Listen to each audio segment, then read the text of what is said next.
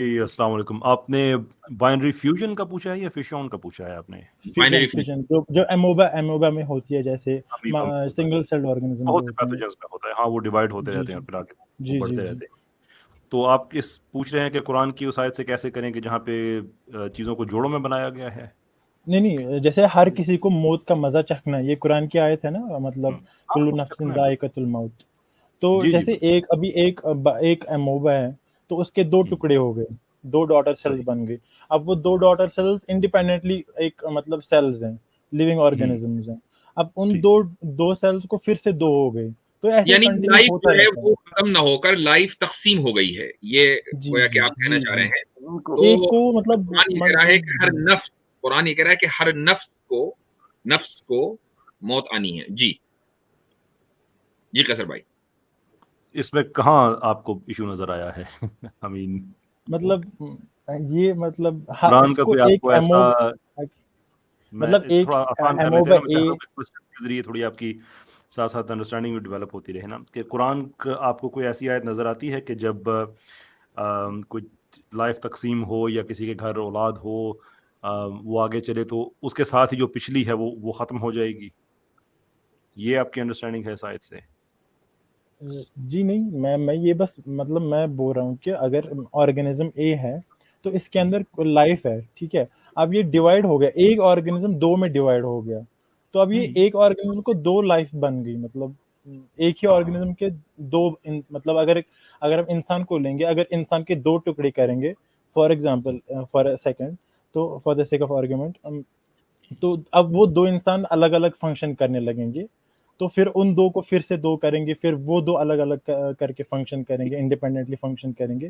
تو وہ ہم اس بگننگ پوائنٹ کو لے سکتے ہیں نا کہ وہ ایک ہی انسان تھا، اب وہ 4 میں ڈیوائڈ ہو گیا، اب وہ 4 پھر سے ڈیوائڈ کرتے جا رہا ہے. تو مطلب یہ مرتا نہیں ہے نا ایسینشلی. اس کو ہم بولتے بھی ہیں کہ یہ مطلب بایولوجیکل امورٹلز ان کو بولا جاتا ہے. ہاں، بایولوجیکل امورٹلز ہیں.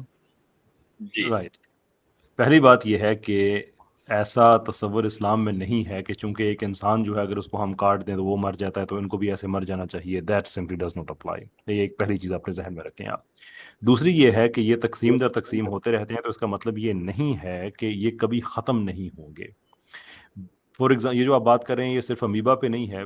آپ ٹریلینز آف سیلز آپ کے جسم میں موجود ہیں. یہ تو ہمیشہ ایسا ہی ہوتا ہے جب سیل کی ڈویژن ہوتی ہے تو اس میں ایسا ہی ہوتا ہے کہ ڈیٹا جو ہے ایک سیل کا جو جینیٹک ڈیٹا ہوتا ہے وہ ڈی این اے سے ٹرانسفر ہوتا ہے ایم آر این اے میں، وہاں سے رائبوسوم میں جاتا ہے اینڈ سو فورتھ. وہ ٹرانسفر ہوتا رہتا ہے، اور جب وہ سیل کی ڈویژن ہوتی ہے تو نئے سیل میں پرانے سیل کا ڈیٹا آیا ہوا ہوتا ہے. یہ کروموسوم ہمارے سارے سیلز میں موجود ہے نا، بیسکلی سب کے سب میں موجود ہے. اچھا، تو یہ کوئی ایسی سوال یہ ہے کہ جو انہوں نے بات کی ہے اس کی فیشن کی، تو جب وہ ایک سیل 2 سیل میں تقسیم ہوتا ہے تو اب یہ 2 سیل بنے کہ 3 بنے؟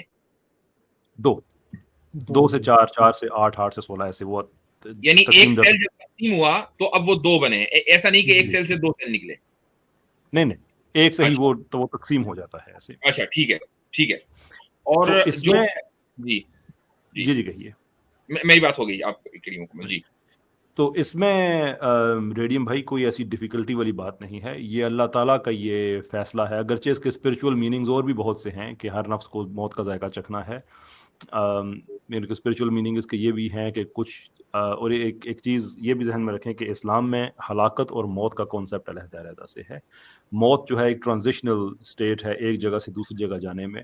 تو کچھ لوگ ایسے ہیں کہ جن لوگوں کو بڑی مشکل کے ساتھ اس دنیا سے نکالا جائے گا. اس کی انالوجی اس طرح سے دی جاتی ہے کہ ایک چادر اگر کانڈوں پہ پڑی ہوئی ہو تو جیسے ہارش طریقے سے اس چادر کو آپ کھینچ لیتے ہیں تو آپ سمجھے کہ ایسے ہی اس کی جان نکلے گی. لیکن اس کا مطلب یہ نہیں ہے کہ وہ معاملہ ختم ہو جائے گا. اس کا مطلب یہ ہے کہ وہ اب ایک جو لفظ اردو میں استعمال کیا جاتا ہے اس کے لیے انتقال، آپ نے سنا ہوگا یقیناً کہ منتقل ہو جانا ایک جگہ سے دوسری جگہ پہ. تو وہ موت یہاں پہ اس جہاں تک کی حد تک تو ٹھیک ہے. لیکن ذائقہ کا اسپرچول میننگ یہ بھی ہے کہ کچھ لوگ ایسے ہوں گے کہ جیسے بالکل ان کے لیے موت اتنی سی، وہ صرف ٹرانزیشن کو پورا کرنے کے لیے جیسے آپ ایک چیز کو چکھتے ہیں کھاتے نہیں ہیں اس کو، صرف اتنی سی ہے. لیکن ہر وہ آدمی جو کھاتا ہے وہ چکھتا تو ضرور ہے, یعنی کہ کچھ کا صرف چکھنا رہ جاتا ہے, کچھ کا پورا وہ کھانا بن جاتا ہے. But that is nothing to do with the fact کہ جو ہمارے جو پیتھوجنس ہیں یا امیبا جس کی آپ بات کر رہے ہیں اس نے کبھی ختم نہیں ہونا ہے. اگر ہم ایبسلوٹ ٹرمز میں بھی اس کو سمجھ لینا کہ اس نے ختم ہو جانا ہے, تو بحیثیت مسلمان ہمارا ایمان ہے کہ ایک دن اس جہاں نے ختم ہو جانا ہے, اس جہاں میں جو کچھ موجود ہے اس سب نے ختم ہو جانا ہے. تو دیٹ نیسیسیٹیٹس کہ اس کے اندر یہ سارا کچھ موجود ہے, امیبا بھی ہے, انسانی سیلز بھی ہیں, باقی بیکٹیریم جو تقسیم ہوتے ہیں وہ بھی سارے کے سارے ختم ہو جائیں گے. سو اس کے تقسیم ہونے سے کوئی آرگومنٹ بنتا نہیں ہے کہ چونکہ وہ تقسیم ہوتا ہے اور مرتا نہیں ہے دیر فور وہ کبھی ختم نہیں ہوگا. ہر نفس نے موت کا ذائقہ چکھنا ہے, اپنے ٹائم پہ اس نے چکھ لینا ہے. That's the end of the matter. کیسر بھائی اس پہ دو باتیں میں پوائنٹ ٹی ایف بھائی بڑے مختصر سے رکھنا چاہتا ہوں. مجھ سے ایک سوال ایک دفعہ سوشل میڈیا پہ کسی پلیٹ فارم پہ بیٹھے تھے, یہی سوال ہوا تھا امورٹل جو بایولوجیکل امورٹلز ہیں ان کے بارے میں بھی, ہائیڈرا وغیرہ اور وارمز وغیرہ کے بارے میں کچھ. تو میں نے اس وقت یہ چیز کی تھی کہ کسی چیز کو امورٹل کلیم کرنے کے لیے نا ایک انسان کو اس سپین تک جینا چاہیے کہ آپ اس پہ کلیم کر, سائنس کلیم کرتی ہے. مثال کے طور پر فلسفہ جو پرانا گریک فلسفی تھی یا ہندو فلسفی میں آج بھی کئی آرینز ہیں, وہ اس کائنات کو کہتے ہیں یہ اٹرنل ہے, اس دنیا کے بارے میں وہ کہتے ہیں, آج بھی کہتے ہیں, ویدوں کے بارے میں کہتے ہیں اٹرنل ہے, دنیا کے بارے میں کہتے ہیں. اس کا مطلب یہ ہے کہ پرانے وقتوں کے اندر اس دنیا کو بھی ماڈل یہ اٹرنل کہا جاتا تھا کہ یہ کبھی ختم نہیں ہوگی, یہ ہمیشہ ہمیشہ رہے گی. تو نمبر 1 یہ ہے, یہ چیز آپ نے ذہن میں رکھنی ہے کہ کسی چیز کے بارے میں امورٹل کلیم کرنے کے لیے اس ٹائم فریم کا متعین ہونا ضروری ہے کہ آپ یہ کلیم کر سکیں کہ یہ امورٹل ہے. اب مجھے کہ مثال کے طور پر ایک بندہ جو ہے وہ بچہ تھا, ٹھیک ہے, اس کے ارد گرد کے بوڑھوں نے دیکھا وہ زندہ رہا, اس کے بعد ایک اگلی جنریشن آئی وہ زندہ رہا, وہ 100 سال کا ہو گیا, 200 سال کا ہو گیا, 300 سال کا ہو گیا, for the sake of argument. تو کیا کوئی اس کو دیکھ کر جو اس کے ارد گرد کی جنریشن ہے وہ یہ کہیں گے امورٹل ہے؟ نہیں کلیم کر سکتے. اس کی وجہ یہ ہے کہ انہوں نے ابھی تک کوئی امورٹل دیکھا ہی نہیں ہے, کوئی ہے ہی نہیں. یہ صرف کلیم کیا گیا کیونکہ وہ ریپروڈیوس کرتا ہے, وہ کلون کر لیتا ہے اٹ سیلف. ایک تو یہ چیز آپ نے سمجھنی ہے کہ یہ کلیم ہے, کوئی اتھینٹک کوئی اسٹیبلش چیز نہیں ہے. اس کی وجہ یہ ہے کہ دنیا بھی چل رہی ہے, دنیا چل رہی ہے, ہمیں کیا پتا کل کیا ہو جائے. نمبر 1. نمبر 2 یہ چیز ذہن میں رکھیں کہ جب یہ چیز ذہن میں آتی ہے کہ یہ مارٹلز ہیں, تو 1 منٹ کے لیے سوچیں کہ آج سے 4 بلین ایئرز اگو یا 3.5 بلین ایئرز اگو جب یہ پلانٹ نہیں تھا تب یہ ایگزسٹ کرتے تھے؟ ٹی ایف بھائی ہاں یا نا میں بتائیے گا. نہیں. کیوں نہیں کرتے تھے؟ مطلب تب لائف نہیں بنی تھی. ایگزیکٹلی. اس کا مطلب یہ ہے کہ اس سارے یونیورس کے اندر ایک ٹائم ایسا گزرا ہے جب یہ ایگزسٹ نہیں کرتے تھے. تو دیٹ مینس کہ آگے بھی ایک وقت ایسا آ سکتا ہے جب یہ ایگزسٹ نہیں کریں گے. تو امورٹل کیسے ہوئے؟ جب ان کی ایگزسٹنس کے لیے ایک ماحول چاہیے, انوائرمنٹ چاہیے, تو امورٹل کیسے ہوئے؟ سمجھ گئے؟ بہت شکریہ. اچھا, دوسرے یہ کہ جو لفظ نفس ہے قرآن کریم میں وہ الگ الگ معنوں میں استعمال ہوا ہے. یہاں تک کہ لفظ نفس کا جو استعمال ہے وہ خدا کے لیے بھی ہوا ہے, لیکن وہاں اس سے مراد ذات اور اس کی صفات ہیں. اور کہیں نفس سے مراد جسم ہوتا ہے کہ جس کے اندر خون ہو, گوشت پوست وغیرہ, اس سے مراد جسم ہوتا ہے. اور کہیں نفس سے مراد جو ہے وہ محض جس کو آپ یعنی کہنے جو آرگینزم انہوں نے کہا ہے اس کو بھی, اس کے لیے بھی لفظ کا استعمال ہوتا ہے. تو نفس کا استعمال الگ الگ معنی میں ہے. تو یعنی اچھا, روح کو بھی نفس بول دیتے ہیں, تو پھر روح کے اندر بھی الگ الگ طرح کی روح ہے, روح ربانی ہے, روح حیوانی ہے, وغیرہ وغیرہ. تو جب ہم یہ کہہ رہے ہیں کہ کل نفس ذائقۃ الموت, تو اس میں دیکھنا یہ کہ کون سا نفس مراد ہے. کیا اس سے مراد روح ہے؟ تو روح کو تو موت نہیں آنی ہے. کیا اس سے مراد یہ آرگینزم ہے؟ تو ظاہر ہے کہ یہ تقسیم ہو جاتا ہے. اس تقسیم کو آپ موت کہہ سکتے ہیں. کیا وہ ایک نہیں رہا, وہ تقسیم ہو گیا, اور اسی طریقے سے اس کی موت ایونچولی چل کر آگے آ جائے گی. اور اگر اس سے مراد وہ جسم ہے کہ جس کے اندر ہم حیات دیکھتے ہیں, تو اس کی موت تو ہم دن رات ہمیں نظر آتی ہے. تو ڈیپینڈ کرتا ہے کہ اس سے مراد کیا ہے. اچھا, یہ جو کل نفس ذائقۃ الموت ہے, اس میں جو بات بظاہر سمجھ میں آتی ہے وہ یہی ہے کہ موت کا مزہ ہر جان چکھے گی. تو روح کا جو جسم سے نکلنا ہے یہی موت کا مزہ چکھنا ہے. تو کل نفس ذائقۃ الموت سے یہ تو اس کی کہیں نفی نہیں ہوتی کہ اس موت کے مزہ چکھنے کے بعد کسی بھی نوعیت کی حیات باقی نہیں رہے گی. صحیح, اس کا انکار تو نہیں ہوتا. اور اگر کوئی یہ سمجھتا ہے کہ موت کا مطلب ہی یہ ہے کہ لائف اینڈ ہو جائے, تو یہ تو پھر ایتھیسٹک نظریہ ہے, اسلامک نظریہ تو نہیں ہے. بلکہ ایک دوسری نوعیت کی زندگی ہمیں مل رہی ہے, وہ جو وقتی طور پر صرف روح کے ساتھ ہوگی, نہ کہ جسم کے ساتھ. یعنی ہمارے یہاں جو موت کا جو تصور ہے وہ یہ ہے کہ روح ربانی کا جو اللہ تعالیٰ انسان کے جسم میں ڈالتا ہے اس کا عالم برزخ میں چلا جانا، یہ خاص قسم کی روح ہے جو انسان کے جسم میں ہے، اور اس کے بعد وہ جب اس کو موت آتی ہے تو وہ اگلے عالم میں چلی جاتی ہے، اس کا جسم جو ہے وہ مٹی میں مل جائے گا، واٹ ایور جو بھی ہوگا اس کا۔ تو کیا روح ربانی ایک سیل میں ہوتی ہے؟ نہیں ہوتی۔ تو جب اس سیل میں ہے ہی نہیں تو اس کی جو موت ہے وہ اس کی تقسیمی ہے۔ زبردست۔ آیت کے اندر جو کلو نفس ذائقۃ الموت ہے، یہ دراصل اس روح ربانی کی بات ہے کہ اس کو موت کا مزہ چکھنا ہے، اور اس کی موت یہ ہے کہ جو روح جس میں انسانی کے اندر ڈالی گئی ہے اس کو اس سے نکالا جائے گا اور اس کو اگلے عالم میں بھیج دیا جائے گا۔ یہ ہر انسان کے ساتھ ہوگا۔ زبردست زبردست، ماشاءاللہ۔ جی ٹھیک، چلیں، شکریہ۔ ٹھیک ہے۔ اچھا جی، ڈیولز فلاسفر، اس کے بعد اسکیپٹک ایگنوسٹک۔ جی ڈیولز فلاسفر۔ السلام علیکم یاسین ندیم صاحب، کیسے ہیں آپ؟ الحمدللہ، کیا حال چال ہے؟ وعلیکم السلام۔ ٹھیک ٹھاک۔ کیسر بھائی آپ کو بھی سلام عرض کرتا ہوں۔ وعلیکم السلام، کیسی طبیعت ہے آپ کی؟ ٹھیک ٹھاک۔ اچھا، دو سوال ہیں، ایک سا اور دونوں سوالوں سے پہلے آپ ایتھیسٹ ہیں، ایگنوسٹک ہیں، مسلم ہیں؟ تھوڑا سا تعارف کرا دیں۔ سر میں کسی بھی فریم کے اندر فی الحال تو فٹ نہیں کرتا اپنے آپ کو، لیکن اتنا امپورٹنٹ بھی نہیں ہوں، بس سوال کر سکتا ہوں چھوٹے موٹے سے۔ بڑے مشکل نہیں، ہمارے لیے آپ تھینک یو سو مچ۔ اچھا، دونوں سوال کرنے سے پہلے سب سے پہلے تو کیسر بھائی کا میں شکریہ ادا کرنا چاہوں گا۔ کیسر بھائی، آپ کی میں نے یو کے والی ویب سائٹ کو دوبارہ وزٹ کیا تھا، وہ جو سیکشل کانٹینٹ والی ایک ایشو تھا وہ ریزالو ہو چکا تھا، تو میری ویڈیو کے اوپر جو آپ نے آپ کا کہ آپ نے وہ چیز کہی اور وہ سامنے آئی، اور اس کے بعد پھر ہماری ٹیم نے اس کو پورا انویسٹیگیٹ کیا کہ ہماری ویب سائٹ کو کس نے ہیک کیا تھا۔ لیکن آپ سے ہمیشہ اچھے طریقے سے بات چیت ہوتی رہتی تھی۔ ایک چھوٹا سا شکوہ مجھے ہے کہ اگر آپ مجھے پرائیویٹلی یہ بات کہہ دیتے بجائے اس کے کہ آپ نے پورا ایک لگا کے ایک ویڈیو اور اس میں منافق اور ایسی باتیں کہ اسلام کی باتیں کرتے ہیں اور پورنوگرافی کو کرتے ہیں، یہ وہ وغیرہ وغیرہ، آئی تھنک دیٹس یہ بڑی چیپ حرکت تھی، اس کی مجھے آپ سے توقع نہیں تھی۔ میرے علم میں کیا بات ان کو مجلس کا حصہ نہیں بننا چاہیے اگر انہوں نے نو میں نے کہا تھا کہ ایک ایسا آدمی جو اپنے الفاظ اور اپنے عمل دونوں میں مختلف پایا جائے وہ ایکچولی منافقت کہلاتی ہے۔ تو آپ اس طرح کی اگر آپ بات کرتے ہیں ایز اے مسلم وارrior جو ڈیفینڈ بھی کر رہے ہیں بیٹھ کے، اور اچانک اس طرح کی کوئی چیز نکل آئے تو یہ منافقت ہی ہوگی، تو اس کو آپ کو رسپونڈ کرنا چاہیے، اور آپ نے کیا تو وہ ایک اچھی بات تھی، لیکن اس کے بعد میری کوئی ویڈیو بھی نہیں آئی آپ کے پاس۔ سارا وہ ہم نے اس کو ٹھیک کر دیا، لیکن اگر آپ کو بری بات، ہاں اگر آپ کو برا لگا تو میں اس کے لیے معذرت چاہوں گا۔ نہیں that's fine۔ میں ہوا یہ تھا مفتیان صاحبان اور عامر بھائی کہ ہماری ویب سائٹ ہیک ہو گئی تھی، کچھ 400 اس میں لوگوں نے اپنی رجسٹریشن کرا لی تھی، اور وہ بیسکلی لنکس انہوں نے ایڈ کر دیے تھے بہت سے پورنوگرافک ویب سائٹس کے، اور آرٹیکلز اس میں ایڈ کر دیے، اور ہمیں پتہ بھی نہیں تھا کہ یہ ہو گیا۔ یہ ڈیول فلاسفر صاحب نے ویڈیو بنایا تو مجھے پتا چلا کہ یہ واقعہ ہوا ہے۔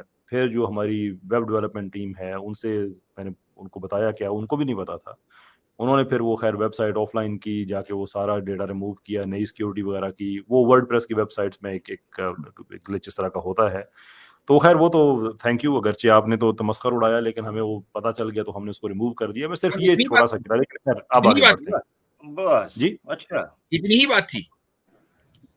مجھ سے قسم اٹھوا لیں اتنی ہی بات تھی۔ پر مجھے حیرت اس بات پر ہو رہی ہے کہ آج کے دور میں یہ سب چیزیں عام ہے، کسی بھی ویب سائٹ ہیک ہو سکتی ہے۔ ظاہر ہے کہ کوئی بھی آدمی، یعنی ڈیول فلاسفر، میں آپ کو یہ، یعنی آپ بھی اگر کوئی ویب سائٹ بنائیں گے، میری توقع نہیں ہے کہ آپ اس پر جو ہے پورنوگرافی کے جو ہے لنکس دے دیں گے، چاہے جائے کہ کیسر بھائی کریں، تو کم سے کم اتنا بینیفٹ آف ڈاؤٹ تو آپ کو دینا چاہیے۔ بس حضرت کچھ لوگوں کو گرج ہوتا ہے نا، وہ کہتے ہیں بس ایسے ہی پنگا لو سب سے، راہ چلتے چلو جی۔ مطلب یہ بدزنی رکھنا بھی اچھی بات نہیں ہے، یعنی آپ کو یہ چاہیے تھا کہ آپ کیسر بھائی سے کہتے ہیں کہ کیا واقعی آپ نے ڈالا، آپ اس کو پروموٹ کر رہے ہیں؟ اگر وہ یہ کہتے ہیں کہ ہاں جی ہاں میں پروموٹ کر رہا ہوں، اگر وہ یہ کہتے تو اب آپ کی بات صحیح تھی کہ تمہارا عمل کیسا اور تمہارا قول کیسا، لیکن ایک آدمی نہیں، آپ نے ویڈیو بنا لی تو اس پر بہرحال آپ نے چلے معافی مانگ لی، اوکے دیٹس فائن۔ یہی میں شیئر کرنا چاہ رہا تھا کہ میں نے اس لیے آتے سب سے پہلے معذرت کری کہ اس طرح کی لازم بات ہے، میں نے ایک کیسر بھائی ڈائریکٹلی ایک چیز کوٹ کری ہے بجائے سے کہ میں ان کو یہ کہتا کہ آپ ایسے ہیں تو آپ کا ریلیجن کیسا ہوگا, لوگ اس طرح سے ایکٹ کرتے ہیں. تو میں نے اس طرح کی کوئی چیز نہیں کری, میں نے جسٹ ایک چھوٹی سی ڈائریکٹ کیسر بھائی سے محبت کا اظہار تو کر دیا. بہرحال اب میں چلے آگے سوال کی طرف آتا ہوں. میرا جی سوال ہی تھا, ہم لوگوں نے بہت ساری حدیثوں کے اندر ابو ہریرہ کے بارے میں سنا ہے, انہوں نے بہت سی روایت عرض کی ہیں, بہت سی کم و روایات بیش بہت ساری روایت ابو ہریرہ سے لی گئی ہیں, کم و بیش 1148. تو اگر میں ابو ہریرہ کی زندگی کے بارے میں تھوڑا سا سمجھوں, ان کی ٹوٹل زندگی جو حضور پاک صلی اللہ علیہ وسلم کے ساتھ گزری وہ تھی 4 سال کی, اور اس 4 سال میں بھی وہ 3 سال ایسا گورنر رہے اور 1 سال ان کے ساتھ رہے, یعنی ان کی حیات میں موجود رہے.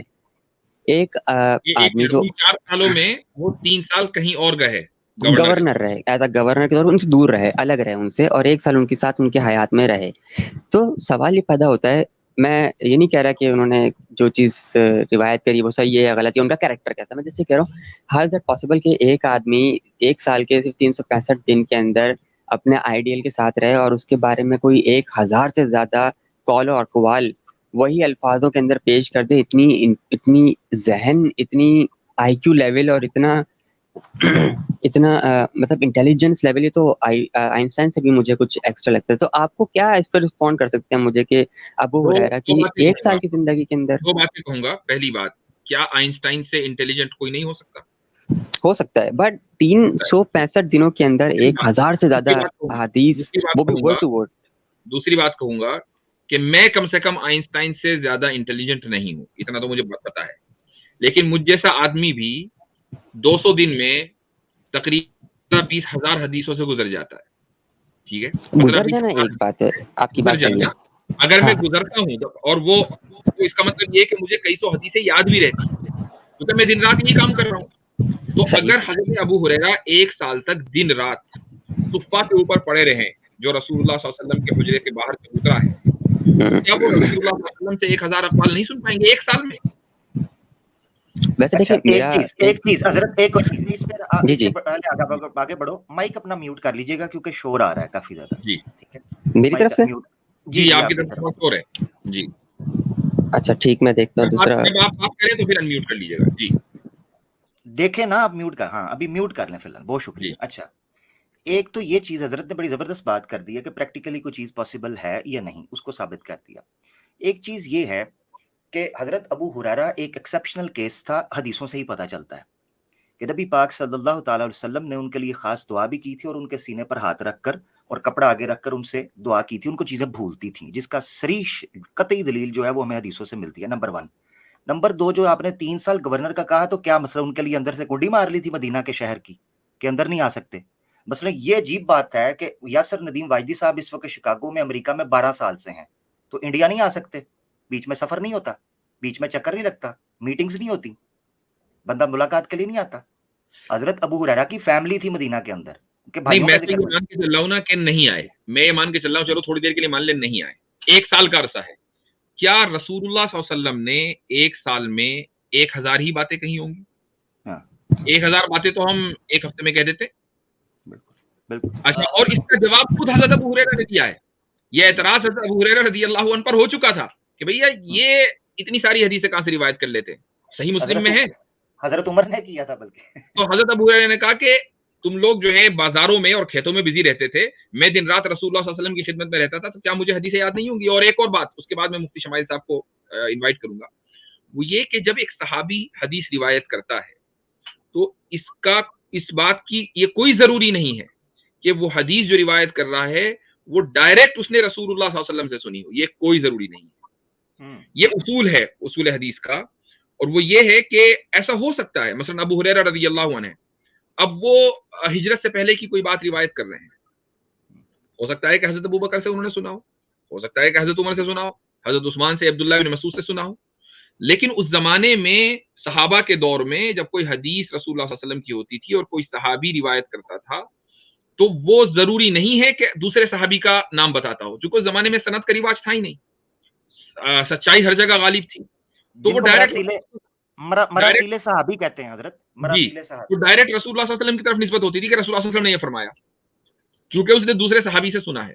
تو اب یہ کوئی ضروری نہیں ہے کہ رسول اللہ صلی اللہ علیہ وسلم نے جس وقت پردہ فرمایا اسی دن حضرت ابو ہریرہ رضی اللہ عنہ کی ساری حدیثوں کی تعداد اتنی ہو گئی ہو. یہ کوئی ضروری نہیں ہے. اوور ٹائم حضرت عمر کا دور آیا, حضرت ابوبکر کا دور آیا, انسان کا علم بڑھتا رہتا ہے, ابو ہریرہ رضی اللہ عنہ کی حدیث کے اندر اضافہ ہوتا رہا. یہ سارے امکانات موجود ہیں. جی مفتی شمائل صاحب. سب سے پہلی بات کہ یہ کہنا کہ اب حضرت ابو ہریرہ رضی اللہ عنہ نے صرف 1 سال صحبت اختیار کی ہے, یہ مستشرقین کا شوشہ ہے.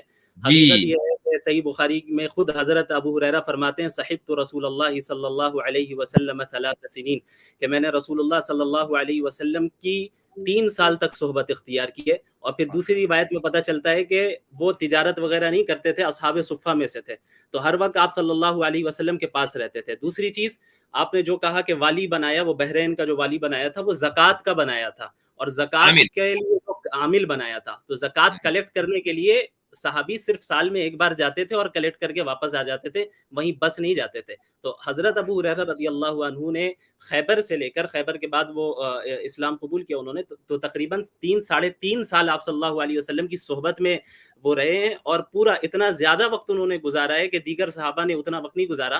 اور یہ جو آپ نے کہا کہ 1100 کچھ روایت ہیں, آپ کی تصحیح کر دوں 5000 سے زائد روایت ہیں. سب سے زیادہ روایت کرنے والے حضرت ابو ہریرہ رضی اللہ تعالیٰ عنہ ہے. تو یہ 5000 باتیں سن لینا, حدیثیں سن لینا, دن رات اللہ کے نبی صلی اللہ علیہ وسلم کے ساتھ رہتے ہوئے اور 4 سال ساتھ رہتے ہوئے, یہ کوئی بعید بات نہیں معلوم ہوتی.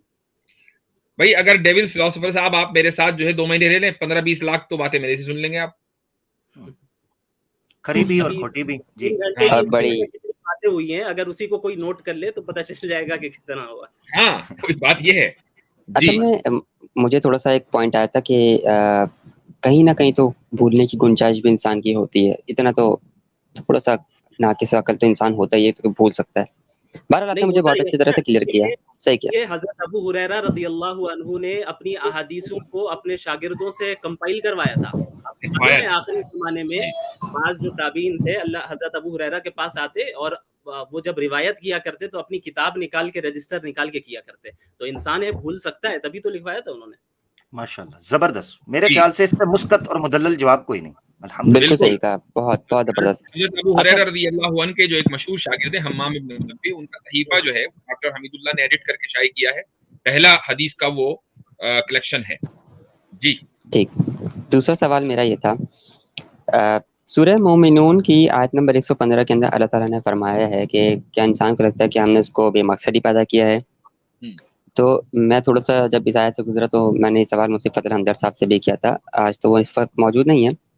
میں جاننا چاہ رہا تھا کہ نارملی ہم لوگ دیکھتے ہیں کہ مقصد جب الفاظ آتا ہے تو اس کے پیچھے کسی چیز کی کمی کار فرما ہوتی ہے, جب ہی مقصد بنتا ہے. لیکن دوسری طرف ہم لوگ یہ بھی دیکھتے ہیں کہ خدا کو کسی چیز کی ضرورت نہیں والی بھی کچھ چیزیں ہمیں نظر آتی ہیں. اس کے اوپر کیسے رسپونڈ کریں گے آپ کہ کیا؟ نمبر آپ نے کون سی بتائی؟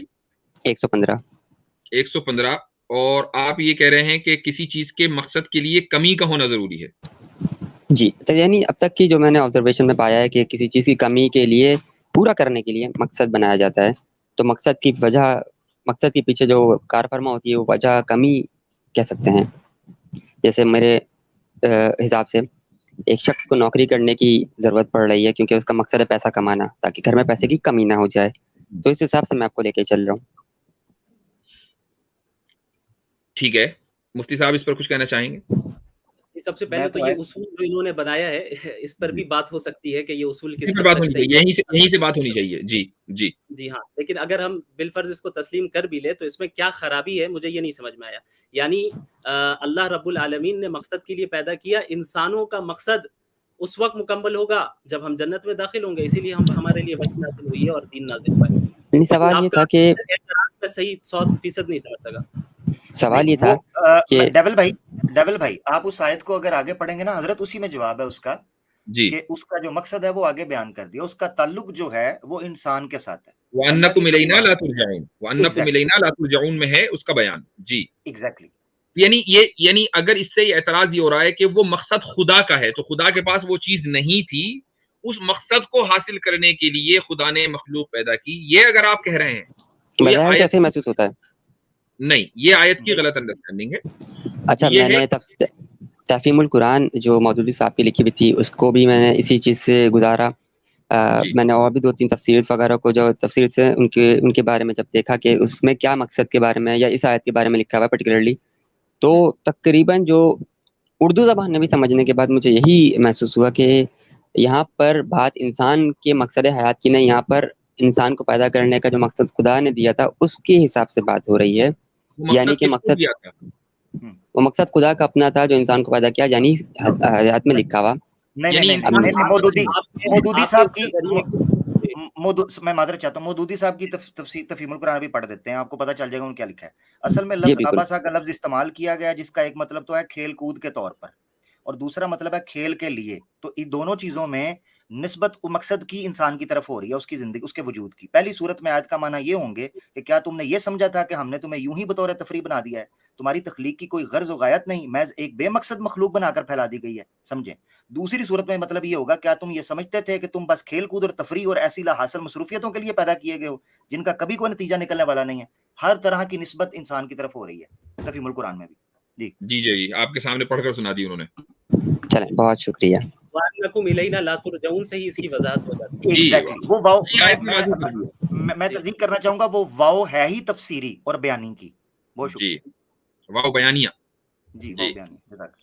چلیں بہت بہت شکریہ ڈیول صاحب. اچھا جی، اسکیپٹک ایگنوسٹک.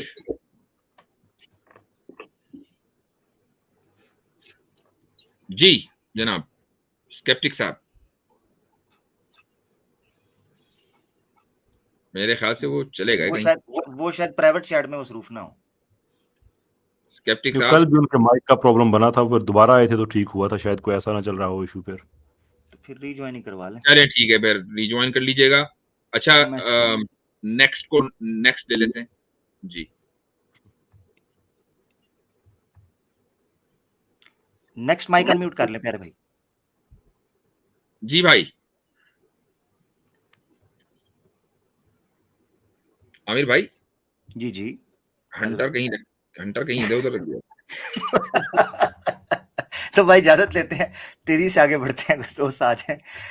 میں دیکھ رہا ہوں کہ کوئی ہمیں نئے کالر جو پہلے نہیں آئے ان کو موقع مل جائے، اگر چلے مسلم ہی آئے تو. جی کیسر بھائی کیا بات ہے. جی چلے مسلم ہی آئے. کیسر بھائی کیا بات. السلام علیکم. وعلیکم السلام. یوٹیوب بند کر دیجیے گا. کیسر بھائی یوٹیوب بند کر دیجیے گا، آواز ایکو ہو رہی ہے. جی نہیں وہ ان کے مائک میں ہی مسئلہ ہے، اور اس سے پہلے بھی آئے تھے تو بڑا مسئلہ ہو رہا تھا. آپ کیسر انصاری صاحب، میں دوبارہ آپ کو لاسٹ ٹائم دے رہا ہوں، آپ اپنا یوٹیوب بند کر دیجئے اگر یوٹیوب چل رہا ہے، اور اگر نہیں چل رہا ہے تو پھر مائک میں پرابلم ہے، پھر بات کرنا بہت مشکل ہو جائے گا.